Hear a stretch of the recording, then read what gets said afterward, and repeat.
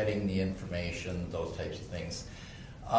We put that draft strategy out for public comment on October 7th. I think it was December 18th, so I already got an error here in the slides. But that was our public comment period. We put on it. We have a website. If you go to the PCA's website, you can search for nutrient reduction. If you just Google nutrient reduction or use your search engine, you'll pretty much come up with Minnesota's strategy. Iowa's done one. Some other states are doing them.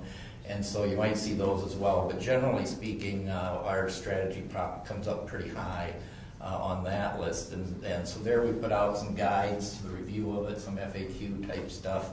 We did a number of open houses across the state.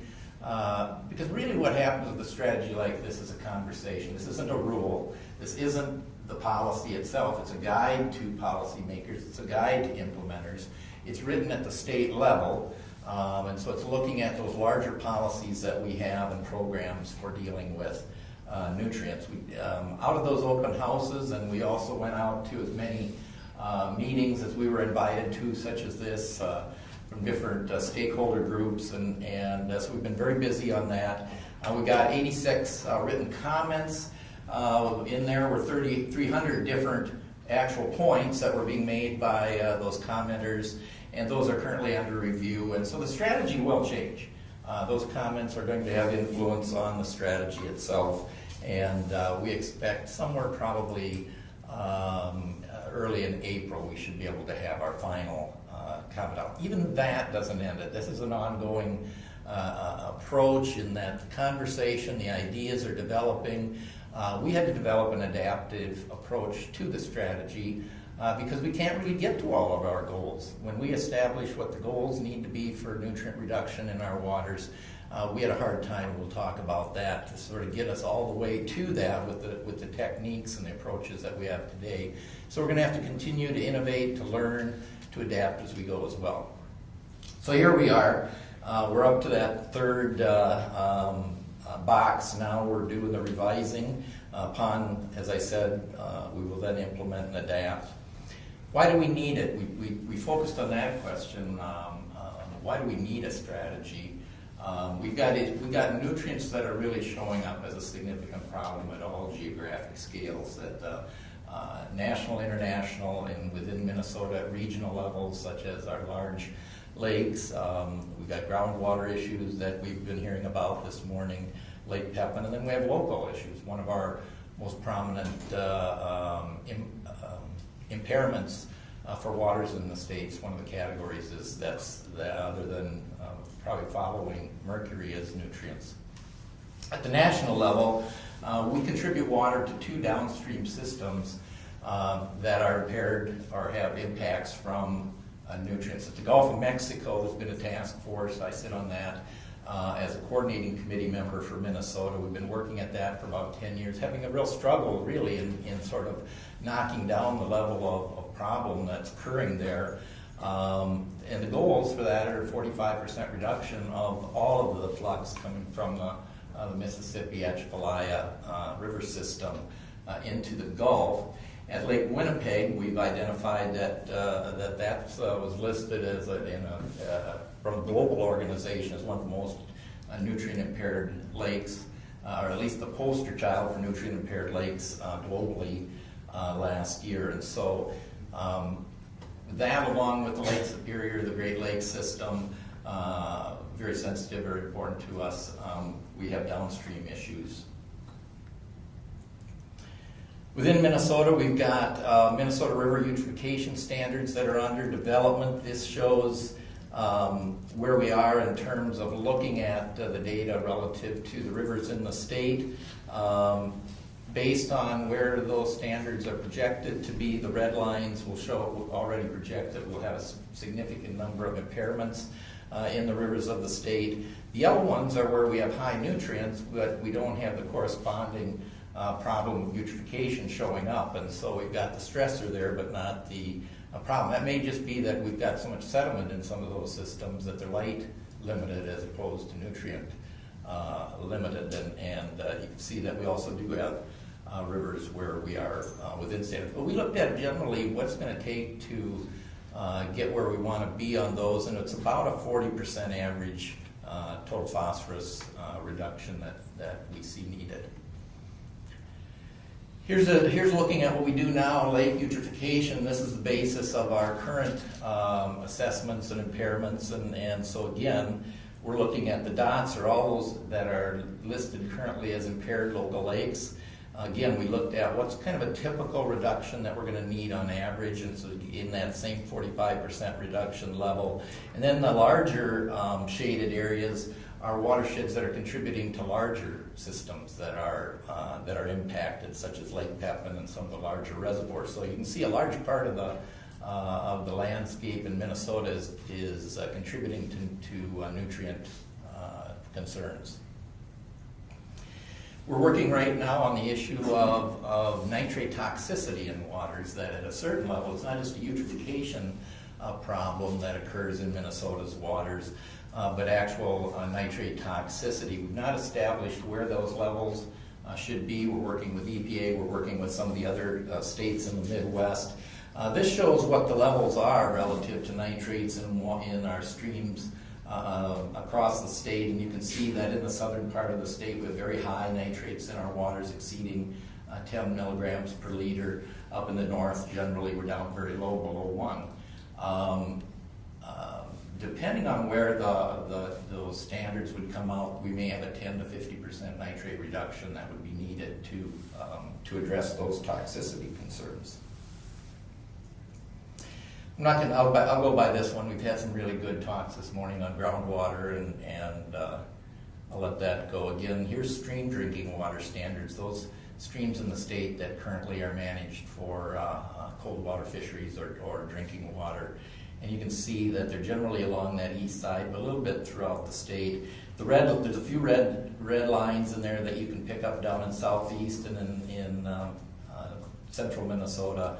Those are currently listed as impaired for nitrate levels that are required in those streams.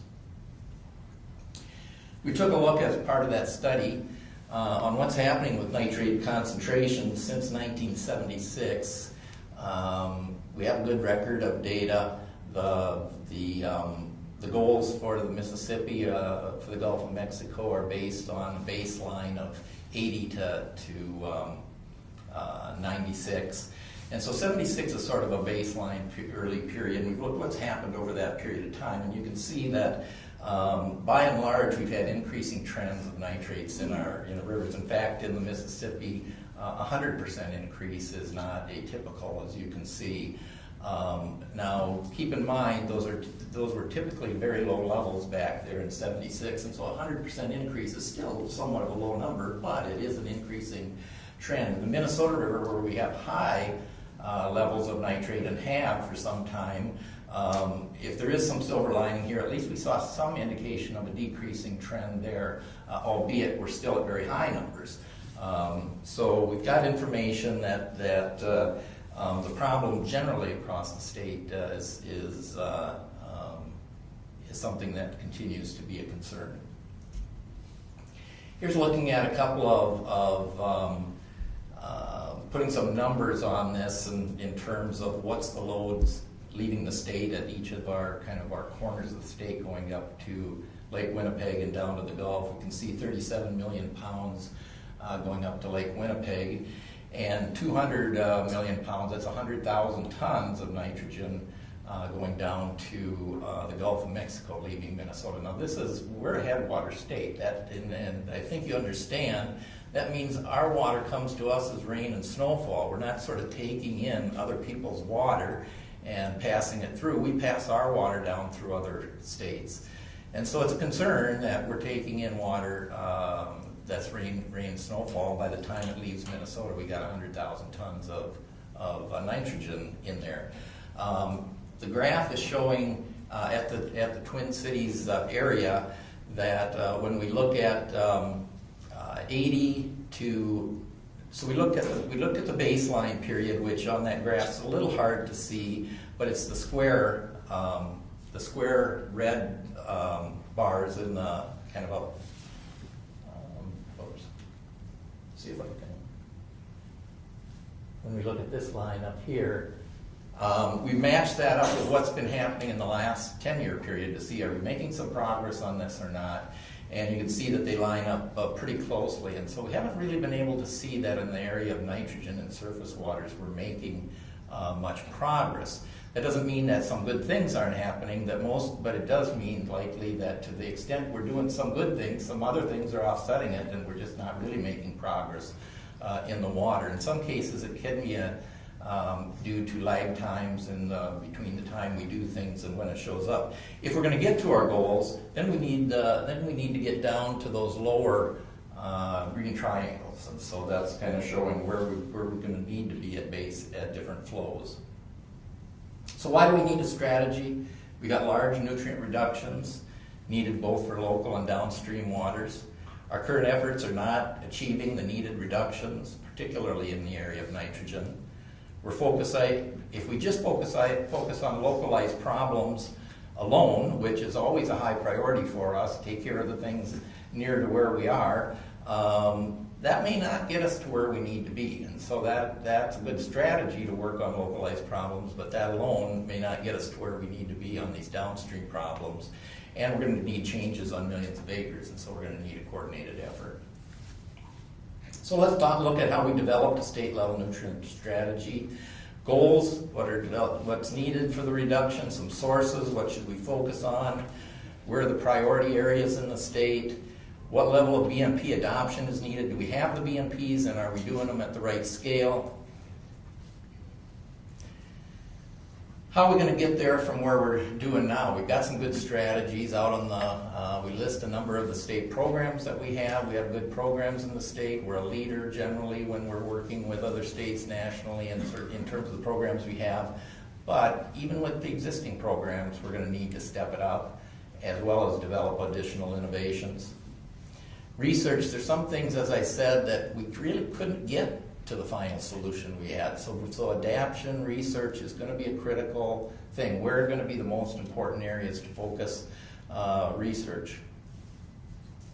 Let's start with the goals. We took a look relative to our downstream goals. We've never had an allocation given us specifically by Canada for Lake Winnipeg or the Red River Board. Or for their hypoxia. We've got these general goals, and so we had to decide what are we going to do. We're going to just wait till, because we can't solve the problem alone, or we're going to have to wait for somebody to assign us, some judge or something as a result of a lawsuit.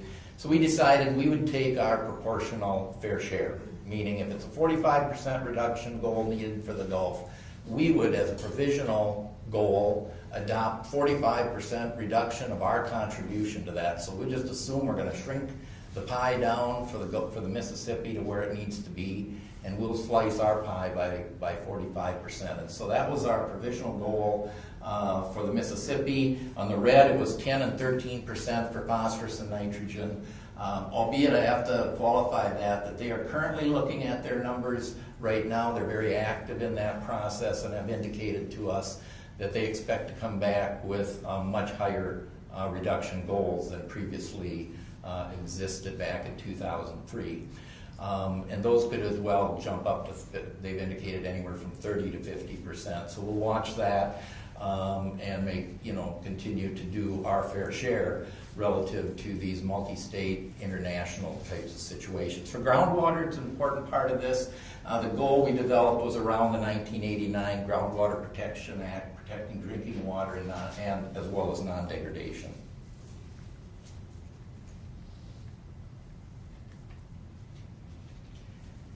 So we took a look at this question of kind of an early quick look to see what does it take to get to these kinds of numbers. How would we get to 45%? And so we took a look at wastewater's part. We saw that the big sources were wastewater as well as agriculture, and that came out of the study that was done. We looked at point sources, and we looked at the kinds of technologies that would be involved there. And began and sort of locked in a plan for an initial at least 20% that will ultimately be informed by standards that get set and will drive point source permits. On the agricultural side, we looked at sort of three key BMP areas. One was fertilizer management, optimizing that, being very efficient. How efficient can we be with the nutrients that we use? That was generally a money-saving kind of approach. There might be other issues in why we aren't currently at the most optimum levels. There's risk concerns and a number of reasons, but generally speaking, there is some room to make improvement there, and we can do that at actually a cost savings to the state by being more efficient in the nutrients we use. That would get us only, though, to about a 13% improvement in our water. So we can't solve the problem on the backs of that issue alone. It might just be the foundation for what we do, but it isn't going to be able to be the silver bullet. On top of that, we looked at that within the row cropping systems, even at the best we can do in nutrient efficiency, we're still moving a lot of nitrates out through tile lines. And so how do we treat? We've got techniques for treating tiles. We can use bioreactors. We can put wetlands in the landscape that their purpose is to denitrify. And so we can do some things relative to treating the water that we capture in the tiles. And that then kind of offsets that first savings in nutrients. If we do that, we can boost ourselves up to around 18%. And so then working with all of those other individuals that were in that long list of people who are kind of experts in this area, we said, how far can we push the area of vegetation changes relative to buffers and marginal areas of the landscape? And also really one of the big questions is cover crops. It's being pushed in other states. It's had a sort of a slow start in Minnesota because of our climate issues and that. And the view was that we could potentially push ourselves up to somewhere between 20 and 30% at best. But the cost is uncertain, and the cost uncertainty comes in the fact that we don't have great success yet. And so if our success rates for cover crops are at 10 to 20%, meaning every time we go out there and get someone to put in 100 acres of cover crops in different places, only 10 to 20 of those really take. The others were kind of wasting the seed and the effort, and so that's a concern. It's very hard to get people to sort of innovate and try things if they're not working very well yet. So we'd like to boost that from 20% to 80% and start out initially on easier areas to get cover crops going, things like canning crops, early season crops, small grains, those type of things where you've got a little bit longer season, and then better techniques for seeding, as well as better genetics for the cover crops themselves to try to boost that up. But the costs right now are fairly considerable on those vegetative changes, and so that also becomes somewhat of a limiting fact. But pretty much there was a consensus that to get much beyond 30% would be beyond just a stretch. I'll show you the acres we're going to need to do just at these levels to show you that this is a stretch effort. So we took a look at the idea, if you can't really make it all the way to your goal, then what do? We need progress. And so what's progress going to look like on this? And so we took a look for phosphorus because we could see in phosphorus that we were making some improvement. The water is getting better relative to phosphorus in our surface waters. In fact, we could identify that we've made about a 27% improvement. As I said, we did this similar kind of a study back about 10 years ago, developed a strategy, and a large reduction occurred as a result of that in the areas of wastewater treatment, as well as in agriculture, and so we got about that 27% improvement. Nitrogen, as I said before, we couldn't really see the change in the water, and so that we sort of feel like we're sort of just holding ground on nitrogen. From there, we decided then that the proposal in the draft was to set our progress goals at 20% reduction by 2025 and a 35% reduction in phosphorus by 2035. And so those are the projected goals that are in the draft strategy, and we've had comments about that. Some think that's pretty challenging, and how will we actually get that done, and others feel like we should push farther than that toward the 45%, and so we're reviewing all of that right now. What sources should we focus on? Took a look at the nitrogen sources statewide. The biggest source by far is cropland sources. We see that point sources that are about 10%, as is atmospheric sources. But those the three big slices there are all cropland sources that leave through different pathways. Some is moving down through shallow groundwater, some is being picked up. Most of it, the largest one is that's being picked up through tile lines and rerouted back to the surface water, and then cropland runoff itself is a smaller pathway for nitrogen than it is for sediment and phosphorus.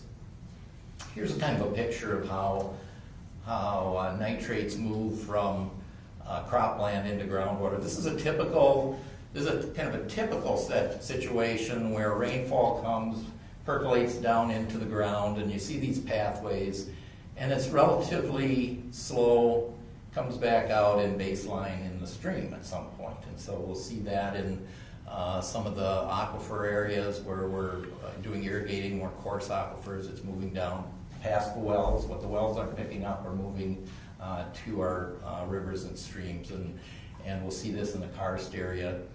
The alternative that we're seeing in much of the area of the state where we have high water tables, high tight soils, and sort of really make agriculture productive, we want to have tile lines in there, as we see a kind of an interception and a much quicker routing that's going then back to our surface water. Here's a pie chart for phosphorus sources in the Mississippi. Smaller contribution by agriculture, a little bit bigger contribution by point sources in this case. Stream bank erosion, as we've been learning more and more, is an important issue relative to sediment sources, which are often the carrier for phosphorus that are getting into our water bodies. What parts of the state are most critical for the reduction? We looked at both our data and Sparrow modeling, a USGS model, relative to comparable yields for the various Huck 8 watersheds in the state at their pour point. And you can see here the southern part of the state for both nutrient, nitrogen and phosphorus are high priority areas, meaning that the highest percentiles are coming out of those watersheds, and gets lesser as it lightens up on those maps. We took a look at what's the effectiveness of BMPs, and which would help us to get toward the answer of how many we're going to need, how much coverage are we going to have to change. I'll start at the bottom here because this is sort of in line with what those graphs were, how we might spend some money. Fertilizer management, of course, makes good sense. It's a win-win. But the reductions are meaningful. They're important. I think we look at the fertilizer industry promotes the 4 R's, the right timing, rates, forms of fertilizer, and I can't remember what's the other? Placement. And so we looked at sort of these different types of fertilizer management, BMPs, and we can see there that we get reductions anywhere from 10 to 25%. And so that's an important reduction area. We looked at tile water treatments, controlled drainage, wetlands.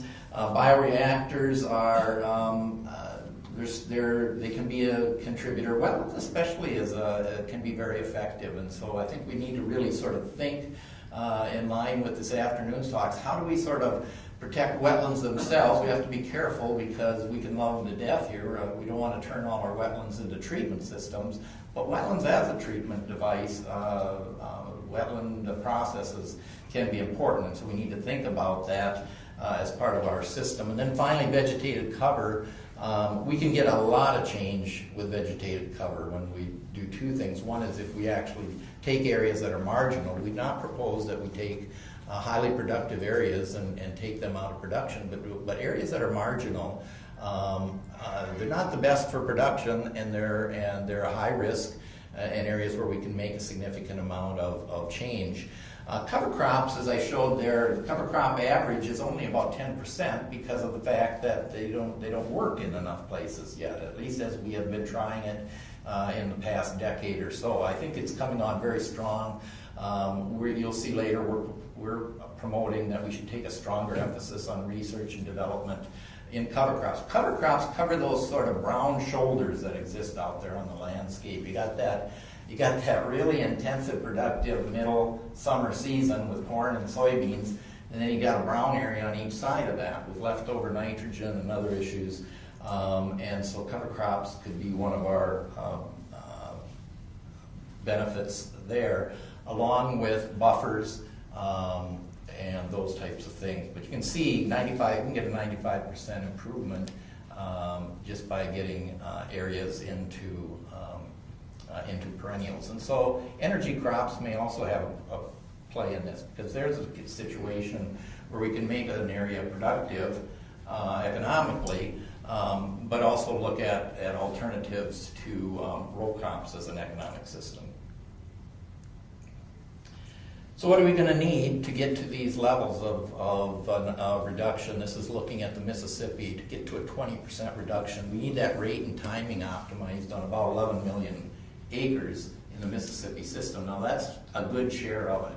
That means that we've got to get pretty much a cultural change relative to an efficient system. This is important. It's not something that government programs are the most influential on. Most producers are getting their advice from private crop advisors, dealers, people like that. And we really are going to need that particular group to step up to help to promote that the recommendations are economically viable. There is some concern that there are certain years when you'd make more money if you don't follow them, and that becomes a risk issue for producers. Producers already deal with a lot of risk in their business, and so they try to minimize that. And so we want to look at that, but we need that cultural change to occur and to continue to pull down that idea of nutrient efficiency in the nutrients that are used in growing food and fiber crops. Drainage, water retention, and management is going to be an important strategy. We need about 1 million acres that are treated through drainage, water retention, and management. This is an area where we use government programs to help to reduce the capital costs of things. We need education, so as we're putting in new drainage systems, we're doing them technologically where they're easy to install treatment as opposed to trying to come back later and retrofit difficult slopes and that type of things. And then finally, on the living vegetative cover, we want to see about 1 million acres of direct acres treated there with buffers, riparian areas, cover crops. Here's some phosphorus reduction, BMPs. Again, fertilizer efficiency. We're looking at banding the fertilizer that's used. We have areas of the state where we have plenty of phosphorus in the soil. We need to not add. We have other areas that we don't have that an excess of it, and so we tended to look at those areas where we're exceeding what the crop needs are relative to phosphorus.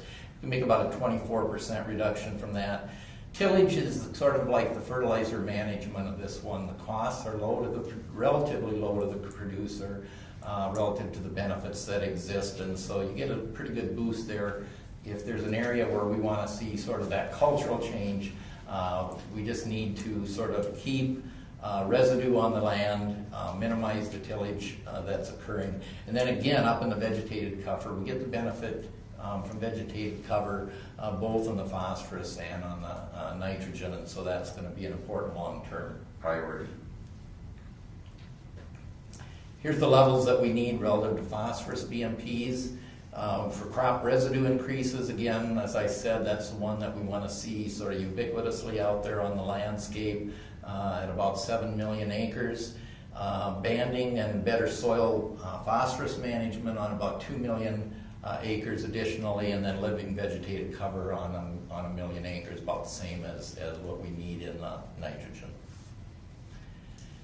So what are we going to do to increase BMP adoption? We're still looking for our ideas on this one. I'll talk a little bit about some of the things that we have identified. I think this is going to be an ongoing conversation. I think local government is going to be a place where we birth a lot of ideas as kind of the incubator out there for innovation. I'm looking forward to Ray coming up with some good ideas out of his organization and others locally. But so do the agricultural groups. We're expecting them to step it up on this and come up with their own solutions and contribute to what can make a difference in doing this. Our overarching strategies are that we start out by understanding what are these needs, where downstream are we trying to be relative to being a good state citizen on a national and international scale. Our watershed planning is one of the primary areas in the state, and so as we're doing that local water planning and implementation, being aware of the downstream responsibilities as well as our local concerns, looking for the win-wins, those types of things, we're going to have state, federal level program support at the scale we need to have. And that's going to be one of the eye-openers, I think, from this strategy, is that we're going to have to scale this thing up. And to do that, then what does that look like, both in terms of the program support, the service delivery that's going to be needed, and the changes that occur out there. And then tracking and accountability, I think, are going to be an important part. I don't think we've sort of always worked a little bit toward, let's just do more of good things. And I think now we're getting a better sense of where are the expectations, where are the goals that we're going for, and improvement. I think there's been a big emphasis in this state that accountability is something that we want to have part of the systems that we're supporting. Here's a little bit on accountability. It's complex. We see that we look at sort of the decision point is out there for agriculture on that field. Some things are impacting that are the BMPs that we're installing, the scale of the BMPs, how land use is changing, climate can have an influence on all this. There can be lag times, and in the end, we also want to be seeing, are we getting the results in the water, and so that we're reaching toward solving those problems we identified at the beginning. But we're going to need a multi-scale kind of accountability system that works at all of these levels. So are we doing the things that we need to do? Are they being effective? And are we getting the results that we want out of that? And we're going to have to develop an improved accountability system to do this. And I think it's going to have to be both in government, but as I said, a lot of the decisions are made outside of government. We're going to have to get a better way of just tracking what's happening on the landscape. Wastewater is a part of this. I've talked a lot about agriculture. It's a big contributor, but wastewater's got its role in this. The phosphorus strategies, I think this is kind of a basis for some hope in all of this, in that as I said, we've been at this for about 10 years in phosphorus. We've made a 62% reduction in point source phosphorus since 2000, and by and large that's happened ahead of the regulations. We're just now really kicking in TMDLs for phosphorus reduction, and the permits driving it down. Up till now, planning and sort of proactivity, getting ahead of it. They did see the regulations coming. They had a sense that they were going to have to do this, but for the most part, most of this reduction has actually occurred before compliance forced it. That's catching up now, and so we'll continue to make some improvement on that through the TMDL implementation and the phosphorus rule. The new limits on wastewater to streams will have some impact on this as well, kicking in later this year. And so we think that we have kind of the strategies in place relative to wastewater phosphorus. Nitrogen's a new issue for wastewater, and so we've identified some things that we think we need to get going on now ahead of regulations, ahead of permit requirements. That's influent and effluent nitrogen monitoring, which we're going to start to kick in the 2014 permits as they're rolling out. We're going to start looking at nitrogen management plans for our major contributors by 2020. Nitrogen effluent limits will be based on stream nitrogen standards once those are adopted. We're looking at some early adoption potential on nitrogen removal capacity when there's facility upgrades. So as they're building phosphorus treatment, it's a biological process. So is nitrogen a biological process, and I'm not an expert in it, but it's some plumbing issues there, and we're saying take a look at what's really going to be needed to deal with nitrogen, and at the same time you're doing your facility upgrades for phosphorus. And then we've got point to non-point trading in here. It's a concept that's been around for a while. It's about just using the best economical methods to make the reductions that we can. And if there's a situation where we can transfer some responsibility from one source to another, continue to make that a part of the policy that exists. We have miscellaneous sources. Some of you may be involved in some of these issues. And we're not saying they're unimportant, but we think we probably, given that the significance of their contribution, we think the programs we have should stay the course, continue to make the reductions. And so for septic systems, urban stormwater, feed loss sediment, these are smaller slices of that pie. We're saying stay the course, continue to make your reductions under those. Here's the agricultural strategies, and kind of reduced it here to a different set of 4 R's that we should be thinking about relative to agriculture, and that is that we really want stepped up actions and accountability relative to residue, that keeping those organics on the land, to roots. Roots are a good thing here, folks. We need roots that go deeper, that are out there longer. Retention, the idea of holding the water, holding the nutrients on the land as opposed to moving it down, and finally getting the rates right so that we're using it. And I think these are just another 4 set of R's that we can keep in mind as we're doing it. Here's some of the keys for success that we identified. The need spelled out, I think, is critical. We often talk to agriculture about sort of the need to do a better job without really clarity of what that's expected in that. And I think we have to spell out the needs a little bit better. We're looking for private industry leadership, and I think leadership isn't really about just the people, it's about the purpose. And so we need industry to really sort of convey that importance of the environment as well as producing food, and use the fact that that's where the real connection is to farmers, is occurring through industry efforts, and so they're going to have to play a big part in this. Land and water stewardship, there's got to be some values that continue. I think they're there yet. It's economics, we understand that. That's got to play a part in this. It's a business. But we also need to have, we need to be able to talk about values of stewardship in the land. There's another generation coming, and there's people downstream, and we're seeing the problems of if we just send our water, if we just send our nutrients downstream, it's not just going away, it's creating a problem for somebody. So we're going to have to continue to have values in the discussion. The state and federal program support is going to be critical. I don't think we'll do this without continuing to have successful programs, and we're going to have to look at what that's going to need to be, and then how do we get that delivered out on the landscape. We can start with action now. Even though we haven't identified a 45% strategy, we do have a strategy to get to 20%. That's a good start. That will be progress. We will start to see some meaningful improvement as a result of that. And tracking progress, I think, is going to be critical to where we're going. So again, how do we get out to that 30 to 45%, and how long will that take? I think that's a issue of some discussion. We certainly got comments about it. We're re-looking at those numbers now. An interagency coordination team will be considering where should the long-range vision be on this. Some of the research recommendations are cover crops, as we've talked about. We need some markets and the technologies for perennials. We need more perennials on the landscape. To do that, if there's a certain amount of that can happen through conservation funding, those types of things.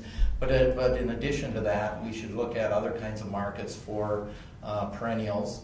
We want to continue to develop fertilizer use efficiency through precision type systems, through various remote sensing tools, so we can do a better job of getting the right amounts of nutrients for the uses that they have. We're not really against the use of nutrients. I hope everybody understands that. It's the loss of nutrients that are the concern. Nutrients are a good thing. They go into food. That's all good. That's good for us. We shouldn't be afraid of nutrients per se, but we're losing too many of them, and that should be the common concern that we have with that. We need to further research on tile drainage treatment. Tile is we have a vast system of tile in our landscape. It's collecting, if there's a silver lining in it, it's collecting a lot of that nitrate that we're losing. But right now, it's just bringing it back to the surface water, dumping it to go downstream. We need to look at if we're going to catch, if we're not going to be able to hold the nitrates at the source, then we're going to have to intercept and do a better job of treating those, whether it's bioreactors, whether it's controlled systems, whether it's wetlands, that we're going to develop for treatment, those types of things. BMPs with multiple benefits. I'm talking about nutrients, but it's not the only issue out there. We've got issues with sediment, bacteria. So we've got carbon issues. We're going to want BMPs with multiple benefits. And we're going to need tools to help in watershed planning. Where do we, at the micro scale, where's the best place to apply our BMPs as local waters are dealing with, our local watershed groups are dealing with their planning? Can we provide better tools for them to understand how to do the micro scale targeting? Here then is sort of the long range vision of where we go. We looked at the 20 and 25 level as they're at about 20%. We think by improving, you can see that as we boost it up, it's going to come mainly through increasing vegetative cover, and that's going to be the long range research plan that we're going to need to really ramp up from our first sort of level. Because once we get that fertilizer efficiency, as you saw, that's most of the acres. We're going to get that one, and then that's we're going to lock that one in, hopefully. And then the tile management as well, it's fairly high cost, and so the vegetative cover is kind of the future there. Here's a conclusion. We've got needs. They're happening at all scales. This has become a big issue nationally. It's a big issue in Minnesota. The reduction target areas and sectors, our agriculture and wastewater, is particularly critical. We need everybody doing their part. As you saw, those other programs are important as well, but we're going to have to step it up in these two particular areas with research to meet our final goals. And we are working together to develop a strategy to move forward together on this. We'll be completing that here in a few months, and then we'll continue to implement and adapt as we continue a conversation on this. If you've got comments and questions, again, be glad to talk to you. This is the list of the interagency coordination team members of federal, state, and the University of Minnesota that work together in drafting the strategy. Thank you, Wayne. We are actually right on time again. We had a 10-minute cushion, and I'm using that up for our timing, so we'll be going right till 12 noon with presentations. But with that said, we can kind of take our mind off the obsession with the clock now and get back to the presentation. Take a question, or yes, we may take a question or two. Ray can come on up. Yeah.